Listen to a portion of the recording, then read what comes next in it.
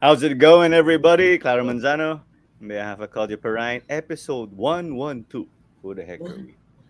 So, getting more episodes. So, I start to run out of breath after reading out the entire episode number. But anyway, let's keep it going, guys. We love our sports kwentuhan. It's been So, so fast. My gosh, it was just 111 the other mhm, week. yeah. All right. Crazy stuff. Yeah. I don't let it sink in, so that way I stay hungry at least as one of the people running the show, right? So before we bring in our guest, guys, we're happy to say we can start receiving stars. So Oh, following us and liking our page on social media is a big help. So you don't have to give stars, but if you do, it will mean a lot. It will mean a lot. So ayun, kayo bahala. But anyway, stars, nonetheless, stars. our distinguished guest is someone who really, how do I say this, was in that Azkals scene. I was like, whoa, who's this guy? I was impressed. So, nonetheless, let's bring in our very distinguished guest, former Azkal and currently a coach in the Philippines. We got Nate Burkey. Yay! Woohoo! Hey guys, how are Hey, you? Nate. Doing Good. good. Doing good. I Good to see just you. Thank you for having me. Thank you. I just saw you last week, and then you said you were back home in the East Coast. I was like, okay, that was fast. What you been up to lately? Visiting mom, you said. Yeah, we just flew in yesterday morning, so just over 24 hours here. This is a second sleep. Back at my mom's house in Alexandria, Virginia, and it's nice to be home. Haven't been home and seen my family since the pandemic hit, so just over 3.5 years. So just really now that you're home, since everything had happened in 2020. Yeah, well, the last time I Man. saw my family was 2019, actually, and this is my first time to get the chance to come home. Is Man, that your that's dad been right some behind time, huh? you? Or your No, mom, this is a your uncle, relative. or your It's a tito? relative. Yeah, my tito. Hi, tito. Hi, Tito. Hello from the Tito cameo. Philippines. Tito Right. cameo. Yeah. Man, so Congrats that's, on your what's that? 112th show. Congratulations. Yeah. That's a yeah. good accomplishment. And it's a big honor to have you as one Yes. of our guests at this Yeah. stage where they're racking up. So, My son's here. He man, wants to say hi. Oh, hey, Sure. hello. I'll be there in a second. Why don't you go ahead and go downstairs? future future Pinoy footballer, your son. Possibly. Yeah, we'll Possibly. see. Oh, Don't want to put too much pressure on him, but the avenue is there if he wants to take it. How old Right, is he? How old is he? He's 4. He'll Oh, be 5 in November, right. and he's starting to really get into it. So I'm kind of nurturing it now. This is your son's name, Koa? Carson commented. Yeah, KOA, Koa Grayson. We call him Koa Bear. Okay. Koala bear. Oh, that's so Oh, cute. Yeah. that's a nice name. Carson, of course, knows you because you played in Davao. You used to Davao for some time also. Yeah. And we have Pat Mendoza who beat everyone to greeting us. A good evening. Well, a good morning to you, Nate, in the East Yes, Coast. Big actually, Pinoy yeah. football fan. And Pat and Carson said, Yeah. good Nate. Good day, Nate. Rest. And hello to you, Carson. Thank you as Hi, always. Carson. And cheers Hello, of Carson. also Good to see you. someone always active in the PFL Fans United group, sending a heart. Maybe he loves our guest also. So thanks for tuning in. Just hope you enjoy itong episode.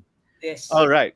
So you, Nate, football wise, well, you told us personally you're home, right? But what have you been up to? All your football endeavors, commentating, Azkals coaching staff.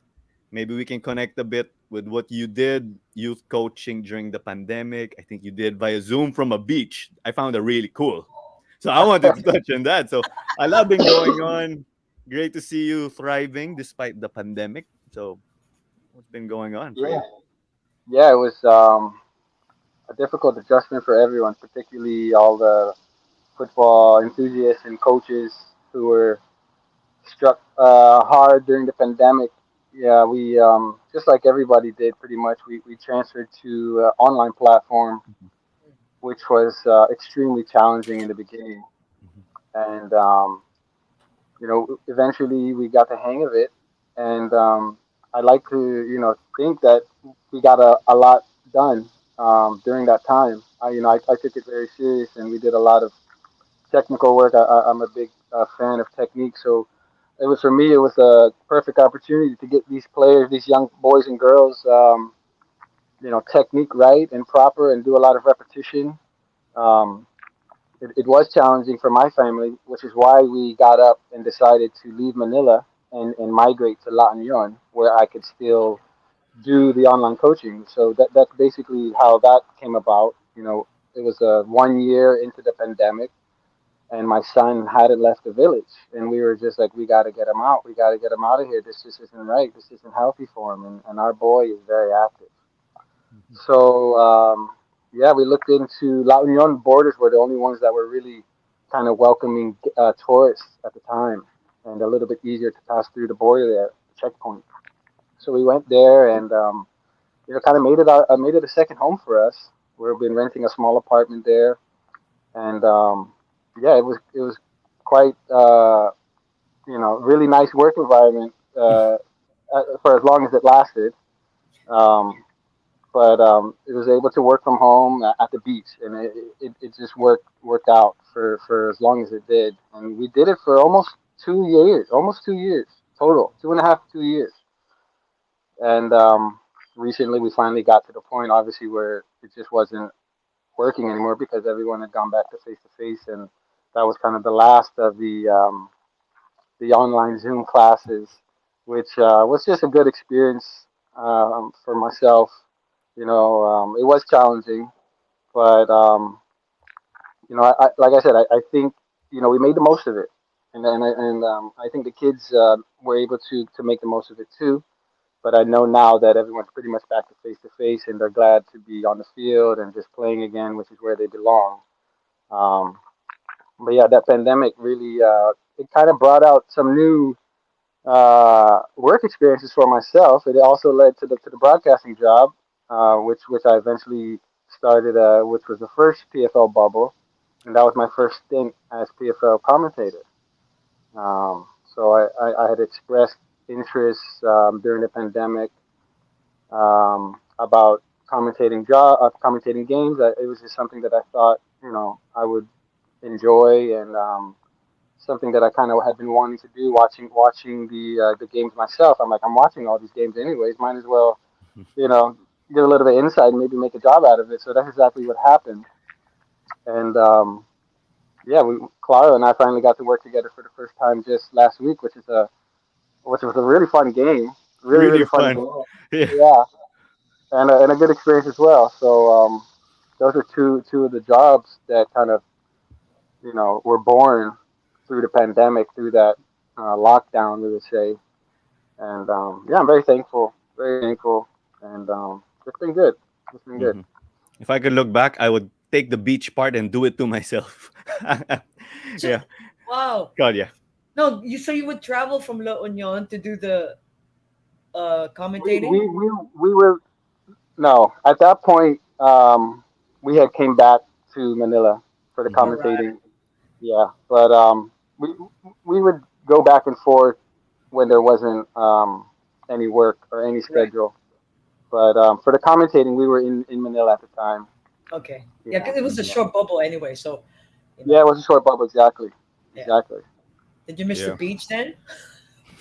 Um, yeah, yeah, definitely. Yeah, well, my family and I are beach goers for sure. We love to surf, and if we're close to the water, we're happy. And it was our first time to really live that close to the water and spend that much time at the water, and it was definitely picturesque and you know Mm, very harmonious for our family, and something that we look forward to in the future to try and make a permanent home in the future. yeah, Um, we Hmm. just really enjoyed it, and if you could have the best of both worlds, why not? You know?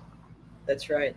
Right. Um, Yeah. in La Union, before, uh, I have two friends that own two coffee shops there. One is Clean Beach. Have you heard of Clean Beach? Oh yeah, of course. Yeah, those are good friends of ours. We go. Yeah, We know those people as well. Who's your friend there? Kevin and Kevin Miko. Okay. Yeah, they're the baristas. Yeah, yeah, I know Kevin actually. Yeah, Yeah, there's a really good team of workers there, and very family oriented there. We bring our son there, and it's right in front of one of really good waves, which is working right now for the yes, North Shore. So and the other it gets one's, popular. Yeah. yeah, it gets busy, huh? Yeah, Oh and the yeah, it other gets one's busy. El Union. Okay, Oh I've heard yeah, of that. I've heard Yeah, of that. Yeah. yeah. Sly, All right? those guys, really nice Yeah, people and great very coffee. nice. Both of those places. Yeah. Beautiful, beautiful coffee. Mm. Imagine Yeah, that you're living the life, so you're in the beach and then you're having coffee, Coaching football or watching soccer as it's football. known in the States. yeah, yeah. Yeah. Amazing. About the coaching part, Nate, how was it for you? The adjustment as a coach and educator? Because normally when you're coaching youth football, you're gonna have to move the players here. No, this is how you do it, right? You grab them by the arm Oh to yeah, lead them, which is oh yeah. as how we're all trained to do things. So how was it via the screen? You can't do that. Yeah, football, especially with coaching and teaching, it's hands on. You have to be hands on and literally having your hands on their feet sometimes, on their body, like showing the proper technique or the proper body shape. So it was extremely challenging. And when you're talking to someone, they might not see exactly what they're seeing might not be exactly how you're showing it. So Mm, there was many challenges. Um, it was times where it was very frustrating for me at times because what I was trying to communicate with the children just I wouldn't see it on screen. But what I just tried to do was simplify the drills and the sessions, and a lot of times we were repeating the drills just in maybe new fashions, so it wasn't too new. And over time, it became smoother and smoother. But yeah, Carl, it was challenging. I mean, because like I said, with technique, some like how I was taught with my technical trainer as a youth, he would he would put his hands on my foot and say, okay, this is what a locked ankle looks like when you make a pass, or if you're striking the ball, getting that toe down, like really showing how it would look. So there were times where I wish I could just go through the screen, and just grab their foot and say, it's got to look like this. But I just tried to simplify it as much as possible for them and demonstrate. I was always demonstrating, so trying to give them good demonstration would be a key. But yeah, it definitely had its challenging. Obviously, we can't do any team stuff, so it was all just individual training with the ball, always with the ball, and just trying to get their technique down. That was really my focus for those Zoom sessions, because we can't really focus on anything else. So I just wanted to get the players who maybe weren't as technically uh, ready and at a certain level. I wanted to raise their level, and the kids who were already had some technique, I wanted them to just realizing that, yeah, you might have the technique, but it has to be practiced, it has to be repeated, and that's how it becomes mastered. um, so yeah, it had its challenges, but like I said, a lot of the kids responded well, and I definitely saw some improvements. I'll tell you, I'll be honest. How did Some of the really young kids, and I still get messages, to the days they go back to how it was so technical, and we did so many, we focused so much on it that, and we did a lot of foot skills. They say it made a difference, and now that they're on the big field, they can see a difference. So that was my goal ever from the start, just trying to get every single individual player that much more confident and that much more comfortable on the ball. Mm. So there's that mission accomplished in that aspect of Zoom coaching that you did. Yeah, Made the most Yeah. out of it, right? yeah, made the most out of it. Yeah. We had my last chat with Coach Simon, because it was his academy that I was working for. They were all his kids, and towards the end, he really thanked me. Which was he was really willing to work with me throughout the circumstances, and I know he was pleased and happy with the work that I did and all the other coaches that they did. But particularly myself, since I really was there from the start of the Zoom all the way to the end. And he really expressed his gratitude, and was very thankful, which for me is great. The head director's happy and the players are happy. It worked out for me. Mhm. So That's people unusual. Huh? see, yeah, yeah, That's unusual true. because, di ba, Claro, we would get a lot of, when we would interview those that do coaching online, they're so frustrated because when they go physical, it's like they didn't get it, right? Yeah, Yeah. yeah, totally. We even had some of the kids in the academy who were in the States, Oh, Oh believe it or wow. not. Yeah, not just the Philippines. Some of the kids, we had a couple of kids who were tuning in, Zoom, getting online from California or different parts of America. You know, it was the only option at the time, right? yes. And, Hmm. it was a difficult time for everyone. All the Mm, coaches, I can only imagine, and the kids, I can only imagine how difficult it was for the kids, because you could see the some of them were some of them couldn't get into it, or some of them just couldn't understand what I was teaching, because, like I said, the mirror of the image, it was difficult. It was difficult for them that's right. to put it into their own feet when they just saw it on the screen. It's a very, very challenging way of teaching, and Right. Yeah. at least we know it works. But I'm glad everyone's back to face, which is where they belong. Yeah. Um, Hmm. but it was a good experience overall for me. Yeah. Given your track record, of course, you played for the Azkals, so of course people see if it's Coach Nate. Okay, don't hesitate. They know who you. Yeah. They know who you are, what you do, what you're doing, what you've done. Right. But you were part of the We Believe Azkals, which is so iconic at that time. Yeah, And how does it feel that you're now educating? Because, right, of course, when you were in the We Believe Azkals, you were already inspiring the future generation. And pretty yeah, much some of those guys you got to teach. So, how was that? You're on the different side of the fence, some sort. yeah. Like your post said, definitely a full circle moment for myself. I told the guys who were in camp in Manila before we left for the Asian Cup qualifiers. I told them in one of the first meetings. I said, a lot of these guys in this room, I played with, and I'm honored to be here, like with you guys. I never thought that I would be able to be on the same coaching staff, or just be on the same, to be able to work with them again. A lot of them, players like Maniat, or Simone Rota, who I've known for years.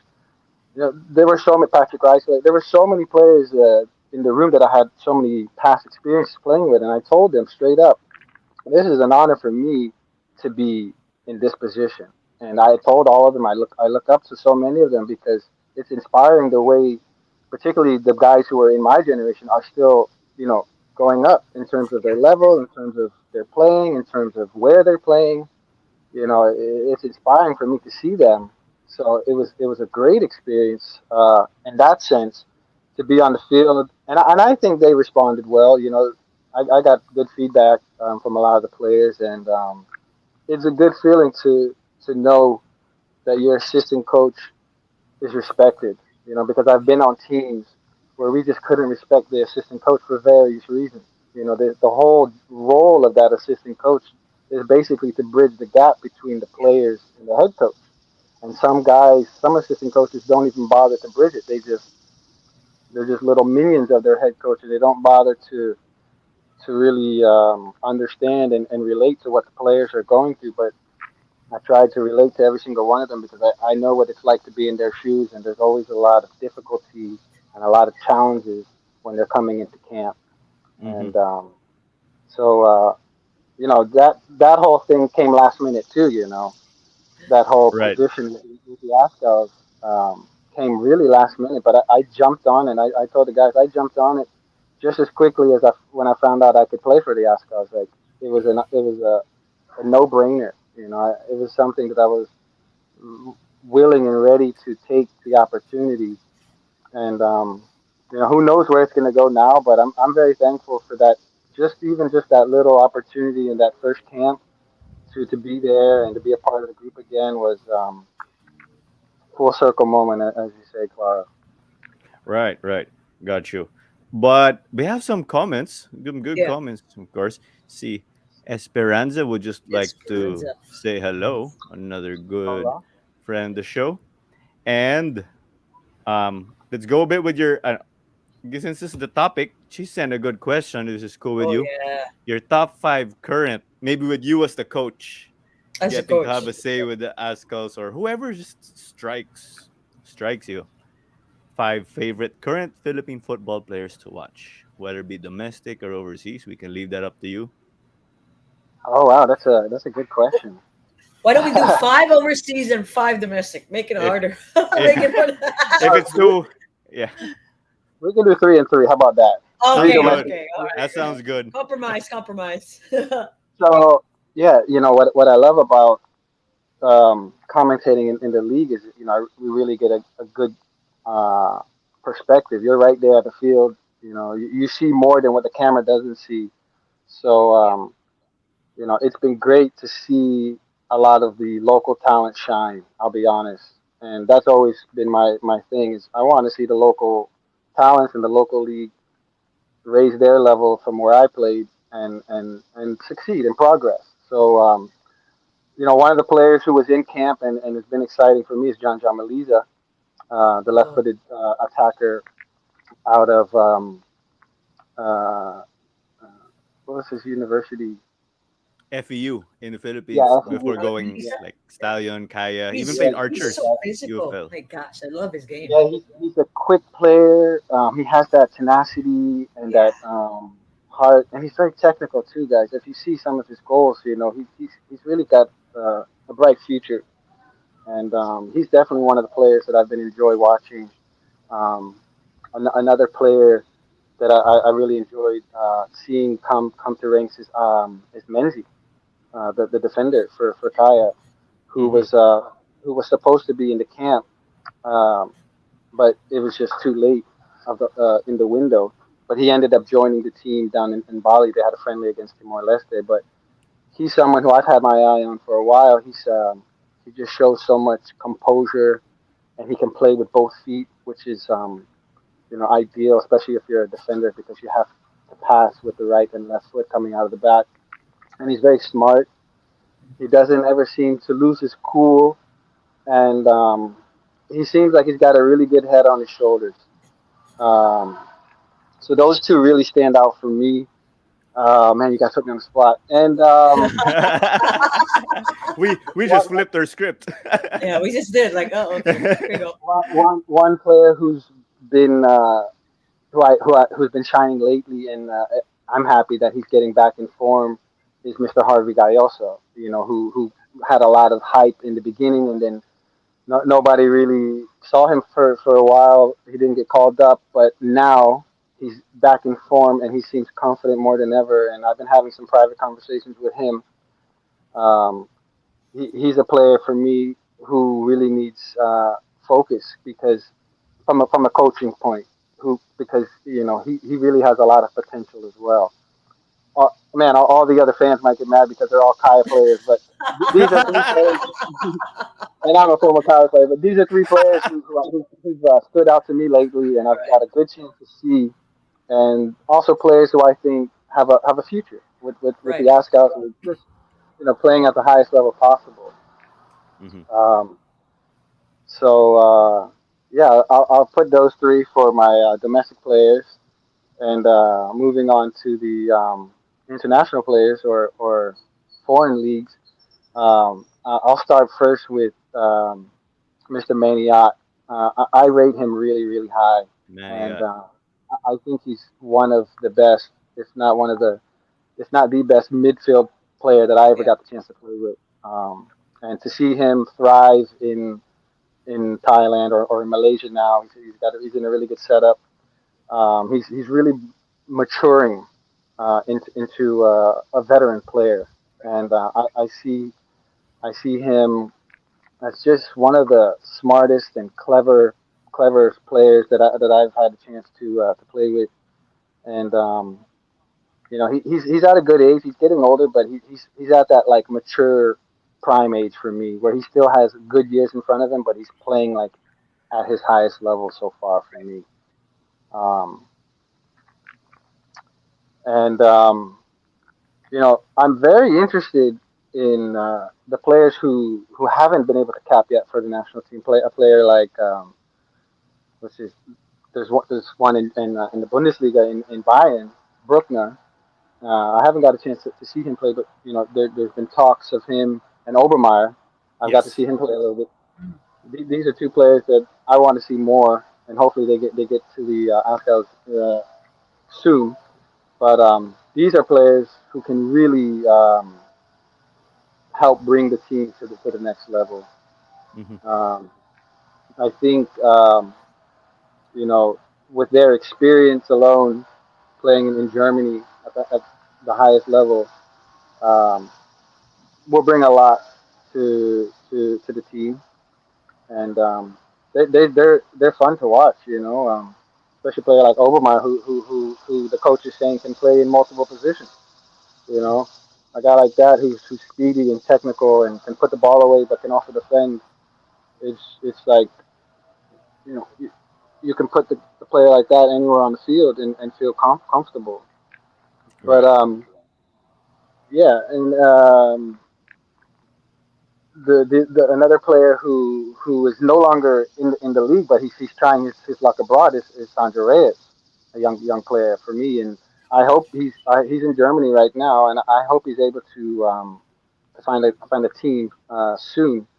yeah, But he's a player who he just needs to be in a more professional environment and really be tested, Hmm. because as of late he's been shining, right? So you gotta always like challenge him and put him in an environment where he really has to grind and work daily to really see how high his level can go. Because I think he's a player who who can really you know be a veteran with the Azkals. He's right. proven it, and he's only 19. He's proven Young. it at a young age, but he just needs that professional level heightened and that experience where it's daily to really challenge him. Um, so yeah, those are a couple players that are playing abroad, or in the case of Sandro, trying his luck abroad, but have stood out for me. And I know there's a lot more. There's so much more. I'm actually gonna have a look here. There's a 17-year-old that's playing for the DC United Academy. Ooh. He's a Filipino American. A buddy of mine is his coach on the academy team. His name is Isaiah. I'm gonna have a look at him while I'm here, and he could be a prospect as well. He's only 17. He's a striker, 6'3". Um, Damn. a lot of Wow. promise there. There's so much talent. It's really just about discovering them and getting them involved as early as possible. I came over. I was 26, but I when I found out about the Azkals, I was still in college, so I was 20, 21. So I wish I had come over early and gotten my feet wet early because it helps. You know, it's a whether even if you're playing in Europe, if you're playing in America, when you come over to the Philippines in that part of the world, it's a different game. You know, That's you'll right. see it. Some players who come from abroad, they have a difficult time transitioning to the Asian game because it's Mm, different. You know, it's a lot different. Um, so yeah, there's a lot of prospects out there. Just like the women's team, they've done so well recruiting their players. that's right. Um, it's just about like I said, discovering them and getting them involved early, finding out which players really um, can be there for the long haul. Because Hmm. play the older players are getting the generation just under me. They're getting to that age where we really got to start, you know, getting the younger players involved, the ones who can really look for say like the next 10 years. You know, getting those players involved early as possible. Um, yeah, so I'm excited to take a look at this guy, Isaiah. I told Coach Dooley about it, and he definitely said definitely go have a look. So I'll try to watch him train, and then try to watch one of his games while I'm home. And yeah, we'll see. We'll see. It's exciting. Sounds We'll see. good, right? Yeah. I Sorry. actually do. Yeah. Sige, you go first. Okay. So who's the player in between Otte and Obermeyer? Did I miss someone? Sorry. Yeah, Before you you, missed Claudia. a German. Yeah. What's the Over person? my what's his Holtman. Holtman, yeah, for sure. Ah, you Holtman. mentioned Holtman. Otis Holtman, the I guy you didn't mentioned mention him. second. I didn't mention Oh, him, okay, but okay. I'll mention him. Oh, okay, yeah. Just like Holtman, and then he went. Yeah. Yeah, Okay. Holtman's another exciting Gotcha. player who can contribute a lot. We Uh, saw what he's capable of just in the Asian Cup qualifiers, but Yeah. I don't think we even saw the best of him. He wasn't even he was still like that coming off of getting married, and he yeah. wasn't in prime peak. So there's still a lot more that I think that he can give, but the quality's there. So it's just about a matter of time, I think, before we really can see. Because he's stepping in and he's filling in number 10. He's wearing the number 10 jersey. It's a big responsibility. It's a big role, and we need a player like that who's willing to step in and kind of take the weight off his shoulders, off the team's shoulders, and kind of lead the team in that sense with his Right. playing ability. Yeah, we were So so happy to Yeah. see Holtman. yeah, Yeah. Yeah. I'm sure Yeah. so many people were so relieved to finally see the guy on the field, and Yes. being able to work with him was great. He's a very nice guy, very professional, and yeah, we look forward to more experiences hopefully in the future. Yeah, we'd love to see more. Claudia, on to you. Yeah. No, I just want to, as a coach, of course, you look at kids and all that. You're gonna scout this guy, this Isaiah. What do you look for? What is that X factor that you want to say? Oh, this guy is gonna make it. What is that skill? Is there a skill? Is there a personality? Is there a character? Hmm. All of the above, all Huh. of the above. It's you know definitely Coach Dooley said talk to him. You got to talk to him and see where his head's at. Regardless of what I see with my own two eyes on the field, you got to see where his head's at and is he willing to commit. All right. But in terms of when I'm watching a player, for example, if I go see this player, one of the first things that will stick out is the first touch. Okay. How is his first touch? Is his first touch close to his feet? Is his first touch taking him into the space that he wants to go? Is he able to, you know, keep possession of the ball with his first touch? And that's a two things really going to stand out for me really when I'm watching a player: their first touch and then their decision making. Mm, Are they making good decisions consistently? Okay, right. not just once or twice throughout the match. Consistently, are they able to make good decisions? And obviously, since he's a striker, how dangerous can he be? What are his strengths? You know, he's a big guy, so I know he likes to get going and running with the ball. But can he take a player on with some skill? Can he dribble past the player? You Right. know, is he able to strike the ball with both feet, right Mm, foot and left foot, and the balance? Yeah. So there's a lot of things to look at and appreciate, but those two things really stick out if I'm looking at a player: their first touch, and then their decision making. And okay. then their technique also. But at this level, you expect the player to have good technique. But how good is that technique, right? Yeah. So does it depend also, like let's say if it's a defender, how he moves the feet or how he scans the field, and then in midfield, is it how the way he passes the ball? Does that also uh, is that part of your scouting list? Um, yeah, I mean, I would consider those things if they're a defender. Like, are they strong in tackling? Are they a defender who gets forward and joins the attack? Um, if they're a midfielder, are they able to, play like a threatening, deadly pass or break up play, or like you said, scanning the field? These are all things that matter. But for me, like a true footballer, is someone who can play in multiple positions and show that they can defend from the attack or they can Mm, attack from the defense, right? So when you're looking at a specific position in a specific player, those things matter. But for example, we might look at a player who's playing a certain position on their club team, but if they're over in the national team, they might be asked to play a different position. right. Yeah. So the more qualities and positions that you can play, the better off you are, and the more opportunities and jobs you will get. Um, Yes. so yeah, those things matter, Kyle, for sure. But also, we're just looking at football players, right? Yeah. Like the positions matter, but we're just looking at a footballer aspect. So those things that I pointed out should be able to relate with Right. all players in all positions for the most part. Those two things that I mentioned: first Yeah. touch First and touch. Yeah. decision making. Yeah. Yeah. Do you get pressured scouting these players? If you No, make a no, mistake or no? Okay. no. I don't get pressure because you know, at the end of the day, it's not me who's making the final decision. You just feed coach the You info, So just right? recommend, right? You Right. just yeah, recommend. Yeah. exactly. But I think Coach Dooley has respected my you know my view and how I see plays. He understands that we kind of have a lot of similarities in terms when we're looking at a player, and I know he trusts my decision making. But like I said, it ultimately it's up to him if he's going to play or not, and I'm just there to try and make some recommendations or help out in that manner. But yeah, a lot less pressure in the assistant coach role. But there are other pressures. Don't get me wrong. Oh yeah, for Of There course. sure. are a Yeah. lot of other moments. I was Yeah. realizing that.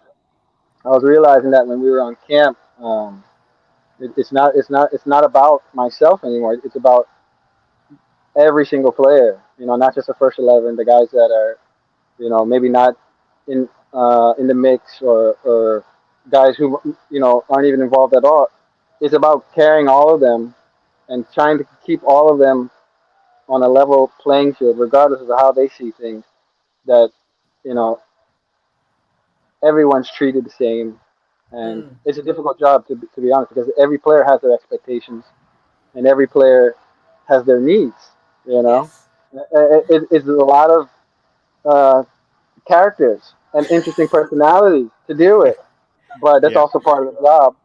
And that's something that I was just trying to do my best at because I've been a player where the coach or the assistant coach wouldn't say two words to you. Oh, excuse me, I got the headphone, but um, that's no fun. That's no fun. You want to go to work, you want to go to training, and feel like you're wanted and feel like you're Yeah. part of the team, regardless if you're first 11 or not. So I always try and just keep everybody's spirits up, but it's not easy, and that's definitely part of the job and part of the learning curve that I had to adjust with as soon as possible because you'll find out quick. You know, it doesn't take much for the player to be unhappy. You know. Right. Yeah. That's why Yeah. the head coaches they'll rely on your input. In your case, it's Coach Dooley relying on your Yeah. input, what to Oh put into the yeah. game, and That's how the do you Yeah. attack assistant things. coach. Yeah. That's the importance of the assistant Those coach. the There. inputs here and there. Yeah. And Mhm. then That's Yeah. right. next thing you know, this guy you scout is Nate Burkey and OJ Porteria in a blender, right? That's so scary. Height, dribbling, Dribbling. agility, right? But I'm just That imagining, that right? was.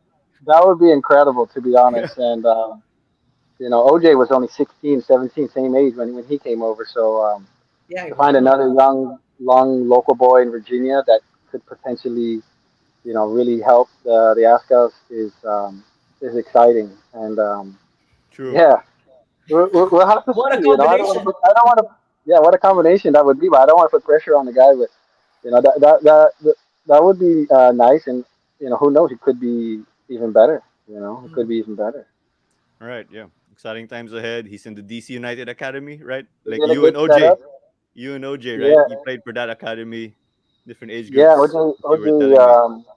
OJ was part of DC United Academy. I, being in the older generation, my last year of high school was the first year of the DC Right. United Academy. So Mm. I didn't get to fully, experience that DC United Academy setup like OJ did, and you can see the difference already. How much playing with in a setup like that can really benefit your future. But now, yeah, it's super different and really competitive, and they're getting really good training, really good coaching. I know his head coach; he's very very smart, technical player, but a guy by the name of Matt Arrington. He's a local guy here, and I already messaged him. And yeah, so these environments are what the young players need, and to see the guys locally in Virginia get that, it's incredible. I wish I had that, but it's great. That's progress for me. That's Right. progress. That's true progress. Seeing the next generation getting what I didn't get, that's progress. Mm. All right. That's true. Great stuff. Before we pass the ball back to Claudia, Pat Mendoza, that's a good question. Is being a Yes. striker your first position, or did you play something else? We always saw you up front here when you were in the Philippines already. Yeah, that's a good question. Not many people would would uh would know that, but no, I was never a striker you know until I would say towards the latter stages of my career, like after college. Typically I was in midfield. Okay, I was a midfielder with my club teams, high school teams, ODP teams. I played a little bit of defense, center back or right back in my junior college and in ODP. But in college, I ended up playing a winger. So Right. you know, players always told me like, you're fast, you have good skill, you really have an eye for goal, like you should be an attacker, and it was where I felt most comfortable. So after college, I started playing on the men's teams here as a striker, and had some success with scoring goals and was getting more comfortable. But I found myself in a lot of unfamiliar territory because as a striker, you really got to stay up high. And I would get frustrated because like I want the ball, I don't want the ball at my feet. I got to drop back. So I can remember even as far as the Kaya days, my midfielder Lexton Moy, who was also from Lexon the Moy. U.S. I would come down and get the ball, and he like, no, he would get up there, get up there.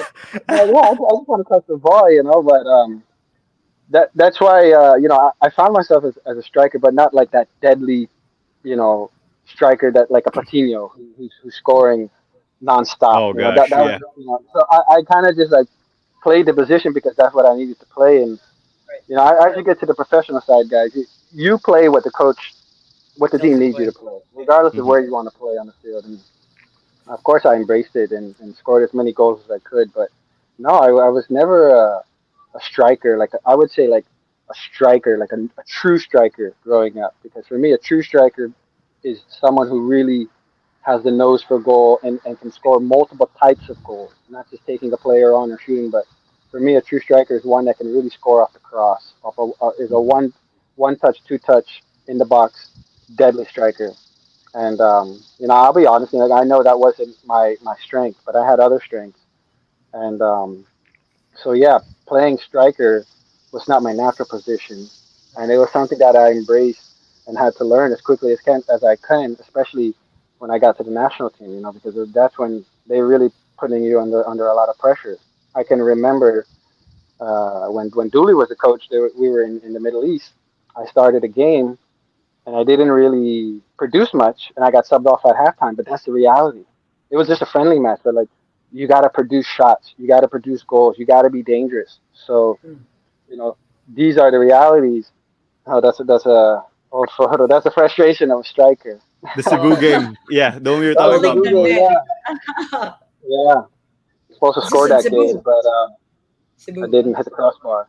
But Oh, yeah, That's these good. are the realities and the pressures of playing striker. You know, that's your job. Mm-hmm. That's your role. That's what you're getting paid to do. And I that's remember right. even Phil was talking to me at halftime and just kind of comforted me, saying, you know, he understands like it's tough. You know, your job up there is to produce, and you got to be dangerous. You know, especially if you're playing in a certain formation where maybe there's just one striker. Right. You Correct. know, and so you got to be able to turn and get shots on goal. You got to be making runs in behind or being dangerous. So Yeah. yeah, it's you learn as quickly as you can, and you adapt as much as you can. But you know, I'd like to think that I reached my full potential, but I also always think like maybe if I had different experiences growing up, I could have had a better career, or lasted a little bit longer, Mhm. and maybe got to a different country like Malaysia or Thailand or Singapore. Um, but considering my background and growing up, I'm very thankful and humbled by the career that I had, and that's why I always give so much love back to Philippine football, because it gave me a home. It gave me a place to play when that's all I wanted to do. That's it. I was Play 26. football. I was just looking for a place to play the game that I love, and if I could make a living out of it, that's a bonus. Mm-hmm. So playing in the Philippines was a homecoming for me, and I keep that deep in my heart, and that's why I feel obliged to give back so much, because I know the game in the Philippines gave me so much. Mm-hmm. Yeah. And honoring your mother. Yeah. Yeah, my Can we mother. squeeze in Pat's question with the striker before Yeah. Go ahead. I Go give ahead. Go it ahead. back to Yeah. you? Because Nate, you striker, this goal against Sri Lanka was iconic in the World Cup qualifiers. You headed it 11 in, years ago. Wow. scrappy goal. The keeper had a high boot, almost hit your face, but that was a Oh, big goal. So we can eventually, take it home and advance after playing them in Manila. But how was that goal? First senior international cap, and you get a There's goal. photos of me. There's photos of me after the goal, and I'm just in a complete emotional state. I'm literally in tears. That's how much it meant to me to score, and the fact that it was my debut and a major goal for the Philippines is the first World Cup qualifier goal in over 10 years for Philippines. So, Yes. wow. um, it was a very unique situation, and I really haven't gotten. I'm glad you asked, because I really haven't had a chance to publicly talk about this. Uh huh. But yeah, I came in as a substitute. Phil was injured. He was nursing a hamstring, so he came off towards the end of the first half, and I came in. I came in, and I felt good. I had a whole really good training camp leading into that game. From being tried out, doing the tryout, going to Germany, and there was a lot of growth during that time. So I felt really comfortable and really confident in that game, and I think it showed. I thought it showed. So James was the first to head that goal, the first to head that cross from Chifi, and the keeper made a really good save off James's header, and yeah, I just kind of creeped in at the back post at the right place at the right time, and it's a simple tap in, but it's my only goal for the Philippines, but it's the most meaningful goal in my life, because I'll never forget it. Um, it was a wonderful experience that I'll never forget. But on the flip side, which wasn't so wonderful, was I got subbed off shortly after that, That which game. I came in off the sub, and at this time you're only allowed three subs. Nowadays you're allowed five after COVID, but back then you're only allowed three subs, so it's like almost unheard of for a coach to sub a player on and then sub him back off. So imagine, it's my debut. I scored a tying goal, and then I got subbed off. It was so bizarre, and it being my first game, I have nothing to say about it. I look back and say, like, man, I wish I would have really told Coach Weiss how I felt, because, in my opinion, had he kept me on the field, we would have won the game. We would Mm. have scored another goal. Maybe not me, but we would have won the game. That was my mindset, because I was feeling good. Anyone who scores a goal is feeling confident. So it was really mind-boggling why I got subbed off. He gave me he gave me his reasons after the game, which for me just wasn't justifiable. And the sad part is I didn't get to play in the return leg in Manila, which is a game that I really wanted to play in. But we won, we qualified to the next round and got on to Kuwait. But yeah, that experience was unique in itself. And I always say this, regardless of if I got subbed out, that Coach Wise couldn't spoil the moment, because Mhm. it was too much joy and cheer and excitement after that to be spoiled. But it definitely played in my mind. I was like, Mhm. why are you pulling Did me off? Yeah. Did Yeah. coach see you do something wrong, like No, uncharacteristic? he did it. He didn't, and I found it uh, weird because there was players who were exhausted. I Oh. won't say who, but there were players exhausted, players cramping up, and I was like, why is he pulling me off? His reason was he wanted to bring on Ian, the experienced striker, which for me is a good choice. Bring him on. Let's pair him up with me. We could do two strikers. But Mhm. Ian came on for me and replaced me, and that was basically his reason. He wanted to bring on Ian, but then it goes back to it's like, well, if you wanted to bring on Ian, why didn't you bring him on first? Like why bring him on after I scored a goal? That just didn't make much sense. But that was his reason, and you have to respect the coach's decision as much as you can. And I didn't make a fuss about it. I was still happy and thankful to get on the field and make my debut and score that goal. Like I said, the moment couldn't be spoiled, regardless Yeah. of Yeah. how I wish it would have played out. But it's still a big moment for me. Yeah. Yeah, big moment. Yeah. Claudia, For on And, to sure. you. mind Oh you, yeah. at that time, I had zero uh, professional playing experience. Mm. I had signed a contract for Kai, but we hadn't played any games. So all my experiences before that game, there's no like Hmm. legitimate professional match that I played in. So I was still an amateur, and yeah, that's why that moment was so meaningful for me. Right. Because it was a difficult achievement to get to that point. Yeah. Yeah, Wow. man. So So many that flashbacks for me, Claudia. yeah. So that was your debut. Yeah, debut. That was my debut. Yeah. Yeah, sure. How was it? How was it listening to the Philippine national anthem In singing it, you and guys had sing class and to sing it. representing it? Like, oh wow. Yeah, it was definitely powerful. I would say in Germany, which is something that we should really do now with the new Azkals. In Germany at the time, they made all of the players learn the anthem. Yeah. They put us they put us into three groups, and we had like a competition. It was really a fun experience. Because that's something that we'll remember. Is like all these players. It's like Philippines. They love to sing and they love to Yeah, the showcase karaoke. like their style. So that was one thing they told us. Like you got to learn the anthem. So we did, and then we all took it serious. And my group didn't win. I remember we didn't win, but we were I think second out of the third out of the three groups. But yeah, hearing the national anthem, whether you're on the field or off with the reserves, is very powerful. And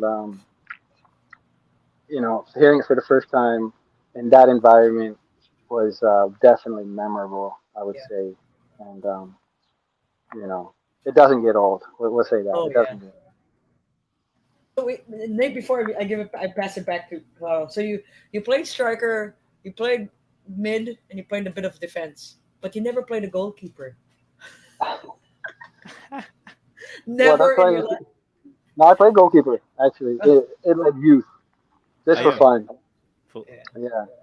Um, that's why I was saying, especially growing up, you got to let the kids experience multiple positions, and it doesn't really come into perspective so much as a youth because you're just like, why do I need to play defense? I don't want to play defense. But when you think about it, when you look back and think about it, it really is very helpful. So for example, let's say you're a striker and you move to a defender, you're going to learn how the defenders move and think. So that Right. can, in essence, can help you as a striker. That's Right. why it's important to play multiple positions and learn multiple positions. and not just be a one-dimensional type player. But Right. yeah, no, goalkeeper was something that we would always do for fun, like after Yeah. practice or on my youth teams. We played a lot. I played a lot, and it was we were always encouraged to dribble up as a goalkeeper. It's indoor. Yeah, Oh our wow. coach, one of my youth coaches back in Vietnam, Hugo Fan, he would encourage the goalie to dribble all the way up, and these are the experiences that I remember and that stick out as a youth because on one hand you're getting a lot of action, saving goals, and then the next hand you're able to your coach is encouraging you to dribble and try and score at the other end. So for me, these are the mind, the progressive minds, and the coaches that stick out because they really understand how important it is to learn other positions and play other positions and experience other positions That's because right. it's good for the development. Very very good for the development. So goalkeeper, defender, midfield, striker, now assistant coach. You're really going full Yeah, Yeah. circle. And commentator. And that's commentator. how it is. Wow. Analyst. Oh my goodness. That's amazing. Yeah, Claudia, you still got a question? You're No, good. yeah. I had one Yeah. more, but for as a commentator, how would you? I've asked this before with some of our broadcasters, I guess. How would you like to? How do you communicate something so technical or so intricate to a viewer, or someone who's listening, and make it simple for them to understand? Yeah, that's a challenge. That's a challenge. And Clara and I were talking. Even Ryan and I were talking because when you're commentating, it's all about the delivery, which is for me why I have so much respect for a guy like Darren Hartman. His delivery when he commentates is spot on every time, and that's not something you would realize or respect until you're in that position and realize how challenging it is because your mind is thinking so many things, and obviously you cannot commentate on every aspect or play. There are times where you just have to keep your mouth shut. You just have to because the game is slowing.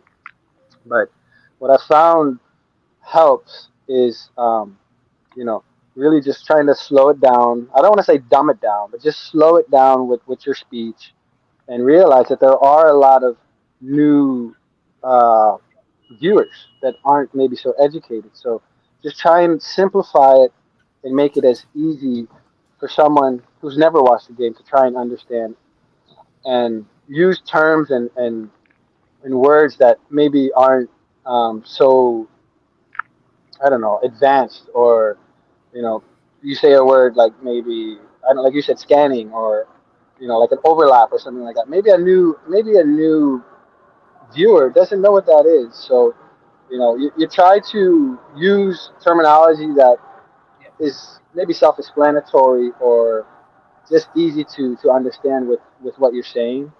But I remember my first game was with Jing, and he was the one kind of coaching me through it, But he's like, you're gonna want to say a lot, and I like to talk, and he's like, you're gonna want to say a lot, just slow down, wait for the cues, and it's all timing. It really is all timing, and that's why after I started commenting, I have a new respect for everyone, all the whole broadcasting team, to the commentator, to the analyst, to the cameraman. It, it's not easy.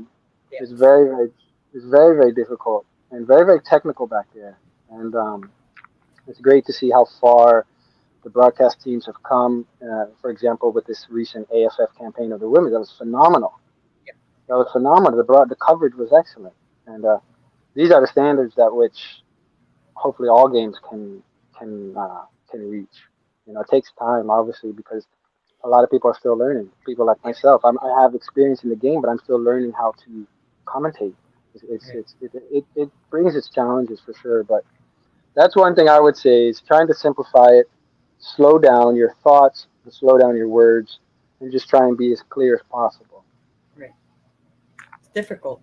It Yeah. is. It's And, and, yeah. and Yeah. when Nate breaks down the action, I'm just geeking out. Like, of course we didn't see that, right? Because who the heck are we, right? We're not the Yes, Who the yes. analyst. heck is Just the anchor. We're just anchoring. Oh, yeah, that's Yeah. hard also, It huh? is also hard. Yeah. Yeah, We're always trying to both reach that. roles are hard, the Yeah, both anchor roles are and hard. the analyst. That's right. But Right. that's why I also appreciate watching the games live, like I said, because When you're watching the game live, you can see the whole field. You can see things that aren't in the frame of the camera, and I'm always trying to see those things and point out, you know, important or educational moments in the game, teachable Right. teachable moments in the game that the viewers would appreciate. I Right. try and you know communicate and do it in that way because like I said, I've watched plenty of games domestically and internationally, and you know it, it's a job in itself really, and you just try and you know entertain the viewers, right? Because they're the ones watching. They're the ones watching. Just try and keeping them involved, keeping them entertained, and you know trying to make it exciting. And I mean, the games normally are typically, Yeah. right? And it's a beautiful game. I try and appreciate not the goals, the little things, because it's called the beautiful game for a reason. And a new viewer might only want to see goals.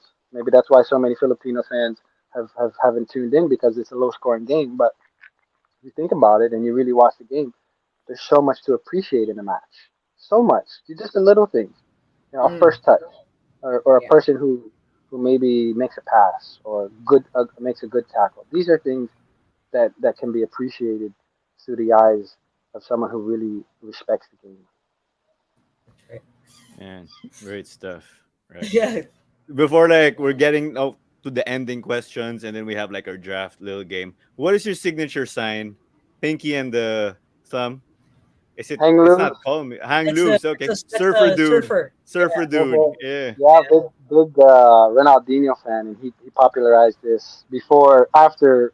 It's typically like a surf thing, Yeah. right? And then Yeah. growing up, you know, I idolized Ronaldinho, and he trademarked that, and it's just good vibrations and kind of just hanging loose, hang loose. Yeah. Uh-huh. You own that sign already in the Philippines. So what's the Nate No, Burkey no, sign no. for us in the Philippines? I won't say I own that, but I definitely, make use of it ever since. I tell you, it goes back to Ronaldinho because he really Man, he's the one who trademarked it when he was at Barcelona. You know. classic. Oh gosh. Right. Ronaldinho. Okay, so let's get to like the questions to end the formal conversation before we play a quick draft. Okay. Wow. 5 years from now, Nate Berkey, what do you see yourself doing? Now you're a coach, commentator, you're a father, visiting your family. What's next for you overall as a person? That's a good question. Something that I'm sure my girlfriend would want to know the answer to. Is she beside you? So she can Yeah, tune in here. she's She's like, still cooking. She's still cooking. no, I'll, I I'll tell you this. I've always enjoyed coaching, and Right. especially with the youth. So I enjoyed that. I definitely could see myself staying with the youth, but Nice. being called in to coach the national team for me was my highest honor so far as a coach, and I took it with a great deal of understanding that it's a very crucial and important role. So for me, once I found that position, once I found myself in that position, I want to keep it. I want to educate myself to the highest level possible, and hopefully continue to try and be on the staff at least with the Philippine national team for as long as I can. I'll tell you that now. Um, that's something that I enjoyed, and I hope there was a positive response from the players. We might not have gotten the results right away, but I'm hoping in the future that things will start to the tide will start to shift. But over the next 5 years, I'd like to continue to educate myself in the coaching license um, Mm. as high as I can possibly go over the next 5 years. And whether I'm still with the Philippine national team by then or not, at least I have that education background and that experience to That's right. maybe take me to another position. So I felt because that position came in such short notice and out of good fortune, I want to take advantage of it. I really want to take advantage of it, and I obviously can't play anymore, but the passion is still there, and being involved in the game in that manner is something that any former player I think would appreciate. So I know it's not a position to take lightly, and I want to continue to educate myself as high as possible with the coaching badges. Meaning, when I say that, meaning getting the Asian Football Confederation licenses, but also exploring to to the UEFA license, which is the highest badge that you can possibly get. So I'm just waiting for the right time for the next course and things to open up. But I'm already looking into my next course, which would be a B license, whether it's Asian Asian Football Confederation or with a UEFA license, and then just continue to learn. Continue. There's so much to learn. That's what I realized. Like I might have all this experience playing, which in hindsight is a lot, I would say, but can be so much more. Other players have a broader experience, playing experience, but it's enough to give me a good amount of knowledge. But I know that's not enough, and especially when you're on the coaching side, it's much more about the game management, the player management, and the tactics. So that can only come with experience and education.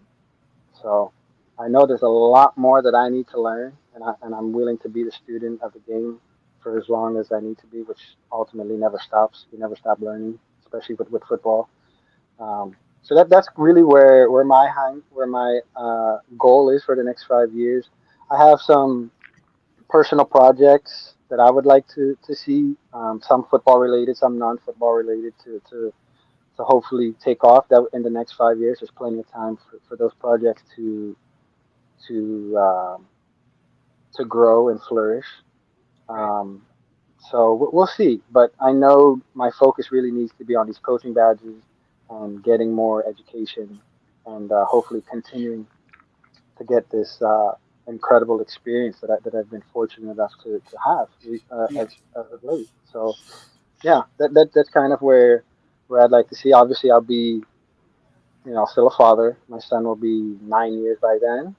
Yeah, or 10, 9 or 10. So continuing to be a father to him and a role model to him, and hopefully by then he's really you know growing as a football player, and we'll see. I don't want to put pressure on him, but like I said, he's definitely my son, and I want him to to do well and to grow. And I tell him all the time when he's playing, listen, if he's already talking about the Philippine blue team because his favorite color is blue. So he's already talking like I want to get to the Philippine blue team. I'm like, okay, well you want to get there, you got to put in a lot of work, and just trying to drill into his head that it's not easy to get there, and if you really want to get there, I can help you, but it requires a lot of commitment, dedication, and work. So yeah, and hopefully just being a good partner to my lady, and um, yeah, these are the things that I look forward to in the next 5 years, and we'll see. We never know. Hopefully, no more pandemics or no more Oh lockdowns in gosh. this True, country. true. Yeah, no Second that. Hopefully, more. No I can more. No take it. more. Yeah. yeah. Right. So Great stuff. yeah, Yeah. keeping healthy is a thing also. Mental health and then physical health Definitely. was what the pandemic really put things into perspective. I'm sure for the entire world and how Mhm. important the mental health is, and physical health. So hopefully, just continuing along that journey and along that path, and yeah, we'll see what experiences come. Yeah. Great stuff. Claudia, on to you. Question number Okay. two. Mine is once of course you've like retired from coaching, from all from teaching your kids football. How would you like to be remembered? Like what legacy do you want to leave behind? Well, that's an interesting question. I just want to be remembered as someone who is genuine and authentic, and very passionate about the game. You Right. know, someone who was able to inspire, whether it's 10, 20, however many people. And for me, I know how many people were um, involved in my journey. So being able to, for example, coach the kids and just be maybe that coach that helped them achieve what their goals are. These are things that matter to me. And if I want to be remembered, what the legacy I want to leave is, a coach or a player who was really passionate about the game and someone who was able to inspire. That in itself is a success to me. You know, knowing that you change a little boy or a little girl's future, or you had even just a little bit of impact. That's meaningful to me. And that's a legacy that I'd like to leave when I'm all said and done here. Man, that's the coach. Great coach talaga. The Yeah. mentality. Yeah. Okay. Um, what Nate? You get to ride the DeLorean in Back to the Future, and you get to meet your 12-year-old self. With all that hindsight, what would you say to him?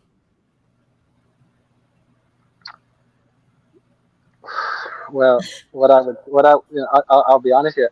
What I would say to him is continue with the training that got me uh, to where I was as a youth. Because when I was around 9 or 10 years old, I had a really good trainer, and we did what we call a Corver.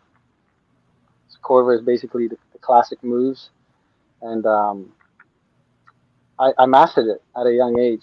But then we switched teams and we switched trainers, and I forgot it, and it definitely made a difference in my development because, you know, having learned all those classic moves, it gives a player confidence. Nowadays you have players who are good strikers who can shoot the ball or good passers, but you don't. It's hard to find the good dribblers, the ones who can really uh, get past the defender and get out of situations. So what the Corver teaches you is it gives you that confidence and it gives you the tools to get out of situations. So a lot of my skills was able to hold on to, but after stop doing Corver, my game definitely changed. I wasn't taking as many touches as I could have been. I wasn't dribbling players as much as I could have been. So if I could go back into that DeLorean and take me back to Alexandria, I'd be 12 years old.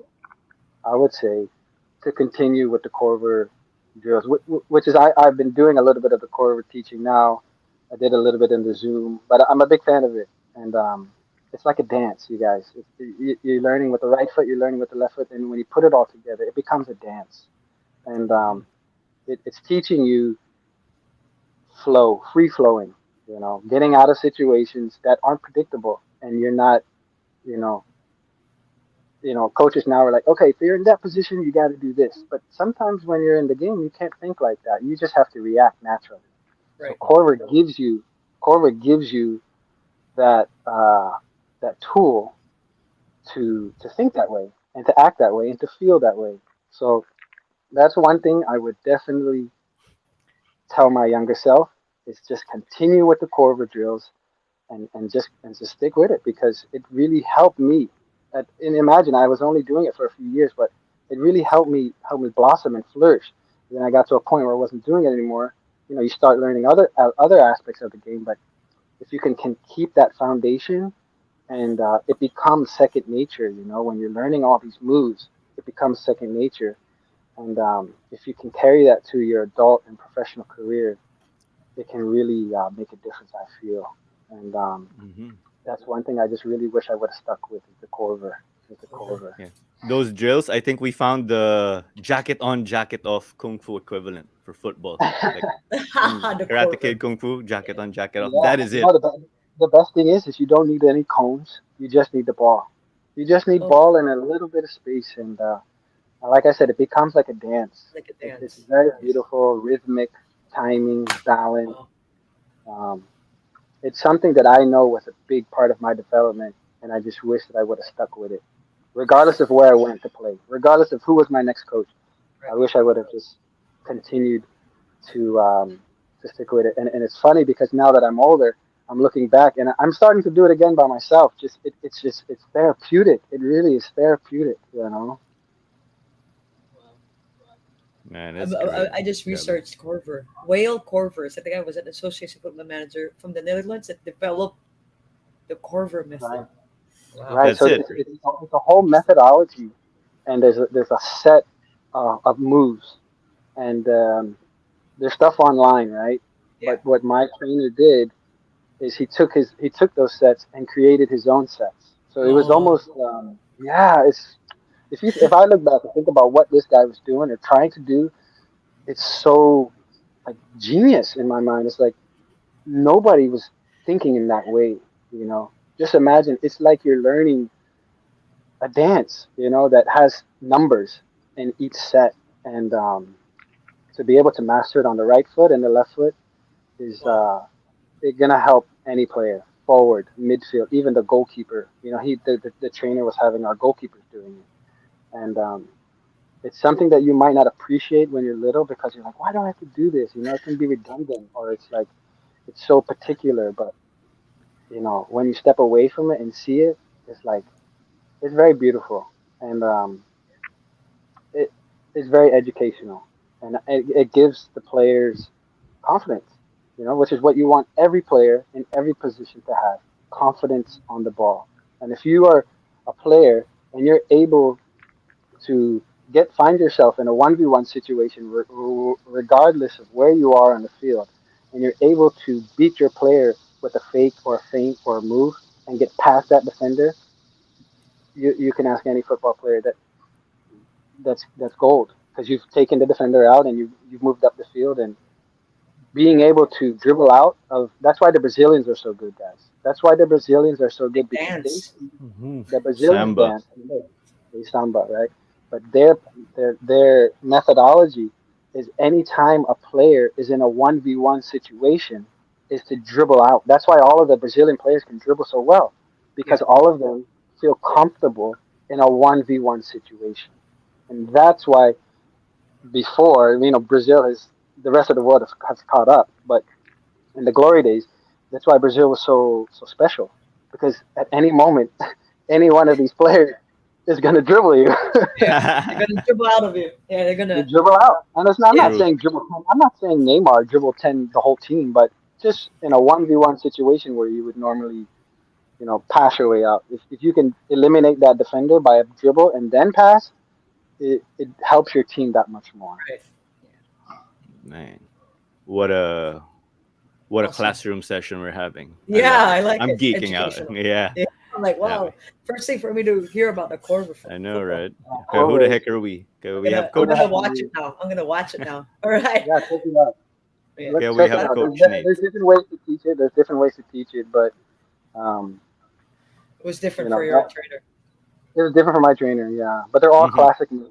But like I said, the way my trainer taught it, it was really like like he was just ahead. He was just ahead. You know, he realized that he can create his own sets of these Yeah. moves and create his own sets, and it got to the point where the players were able to invent their own moves. So he would give the players like 1 to 17 moves, and then once you can master that, you can literally create your own move. And that, for me, the creativity in that sense, for a child to invent or create his own move, that's what the game needs. It's a simple Yeah. game. Don't get me wrong. It is a simple football is a simple game, but the more creative you are on the ball, the better you will be. Okay. Ball mastery. Ball mastery, Coaching right? Yeah. coaching 101. Coaching 101, right? Yeah. Okay. So, Nate, it's been a long journey and you're far from over. What is your message to your family, friends, supporters, especially your girlfriend, your Yeah, kid? yeah. I just want to thank them. Honestly, you know, they've seen me at my high moments, my low moments, and I still come home and I get the love from them. So I really, you know, appreciate my family and my close friends and the people who have been, you know, kind of supporting me throughout my journey. Um, just a big, you know, maraming salamat to all of them because it's a lonely road, you know. It's a lonely road, and to have a strong foundation that you can rely on and communicate with, it helped big time. And you'll see all of the players who made it to the highest level. They have a strong foundation. They have a strong circle of close friends and family, and it definitely helps. And I just want to thank my family and my friends for supporting me up until now. You know, I've my family was so happy for me to get that coaching job with the Azkals. They were so thrilled, and it's great to have your family have your back no matter what, and for them to support me through all this is it means the world to me. And thank you guys, thank you so much.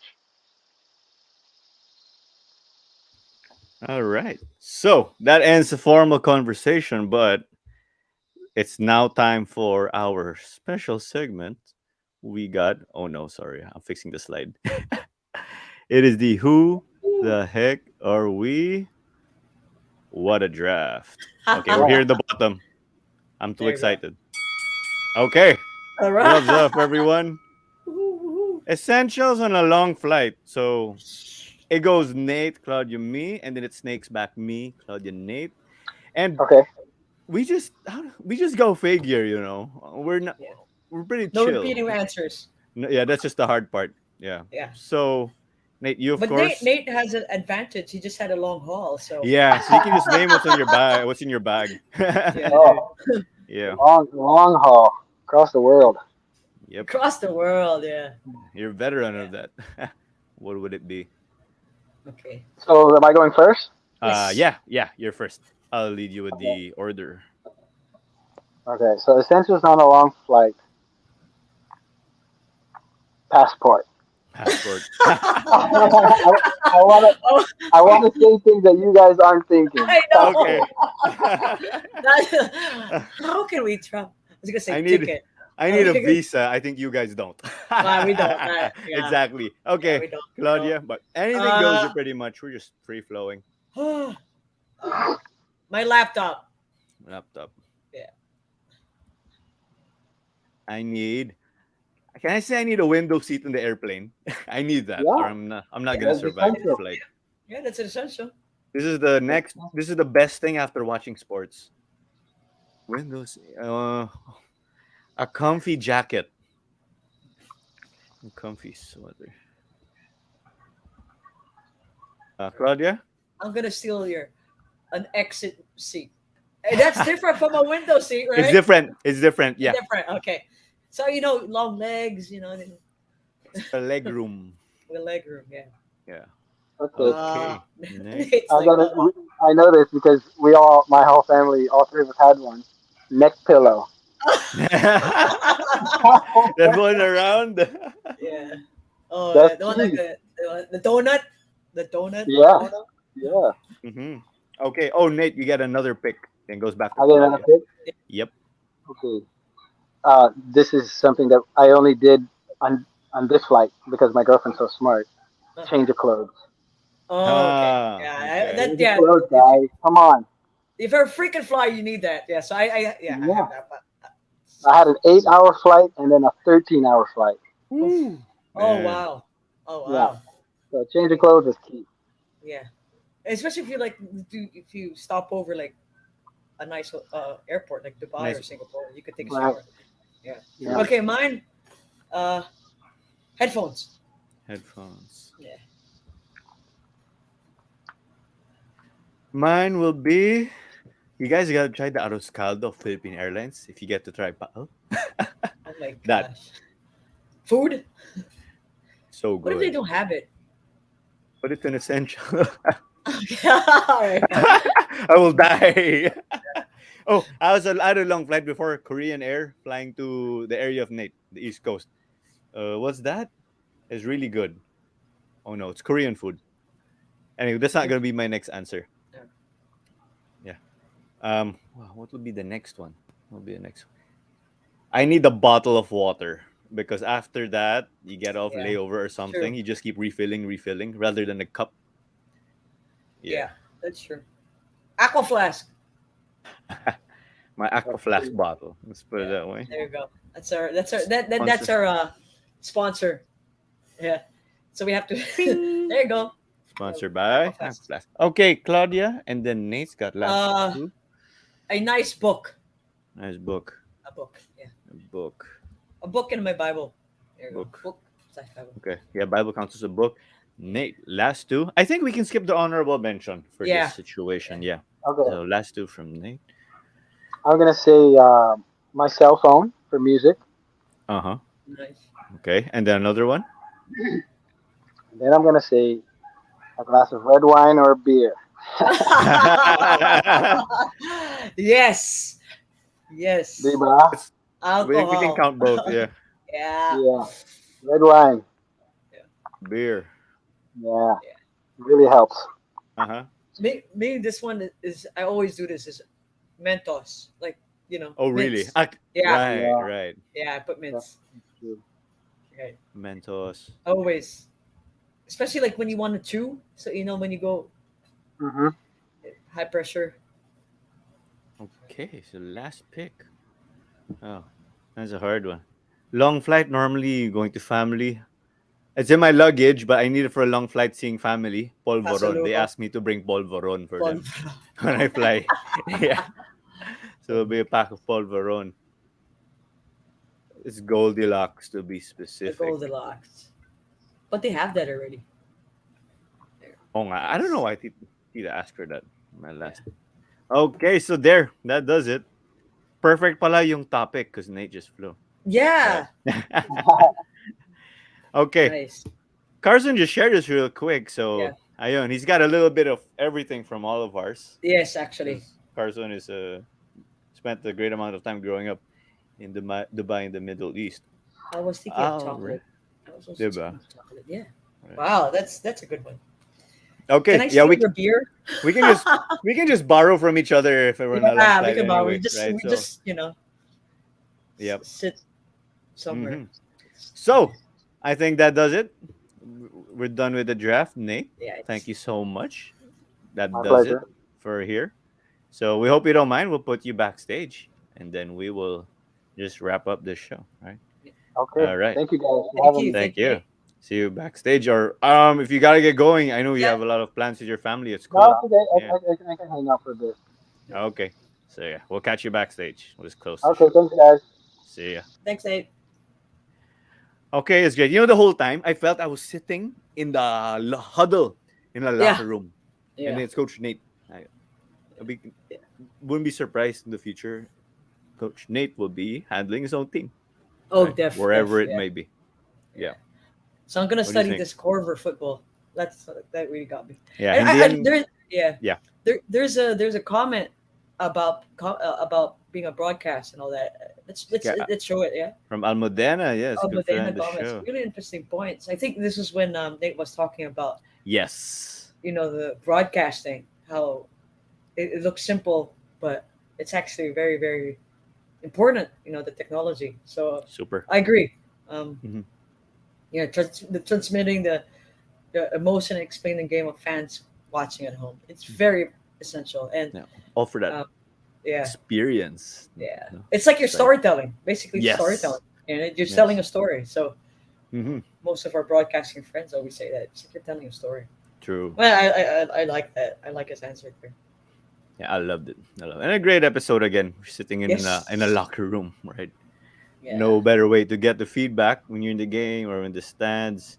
So I don't know. I'll just give our parting messages. Cue in the Yes. closing video. Oops. Oops. I miss traveling.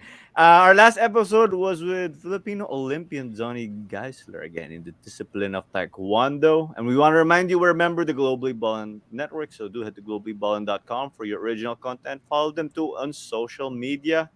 And don't forget our page, Who the Heck Are We? At WTHAW Podcast, Facebook, Instagram, TikTok. Send stars if you love what you're seeing or just give us Stars. a like. It means a lot. And subscribe on YouTube. You can also catch us there along with our sister shows. Sister shows, we got the likes of Eternity Basketball Global and the Global Bond Podcast are there on Spotify. So listen anytime, anywhere while you're driving or simply, fixing up at home. We also got Next Man Up again with the likes of Diego, Dario, Jello, Vito. They have recent episodes. They go live on Mondays. And 30 basketball, my Titos, Noel, Charlie, Sid, and JP Mercado look back at the golden days of Philippine hoops. And are so many sponsors. We got New Era for our caps, Judges, Delights, Henaloban Farms, Daily Ounce giving us our aqua flasks, Fuji Mama Founders Donuts. We got Barrio Fiesta, Matt Brownie Company, Chops to Go, Muffin Mafia, Rad Chameleon Apparel for our new gear. And again, there you go, guys. Caro Manzano and Beth Claudia Parayan. We're wrapping up this episode. So catch you soon. See you yung guest next week. We don't Surprise. know. Like what we always say. Surprise! All right. Bye.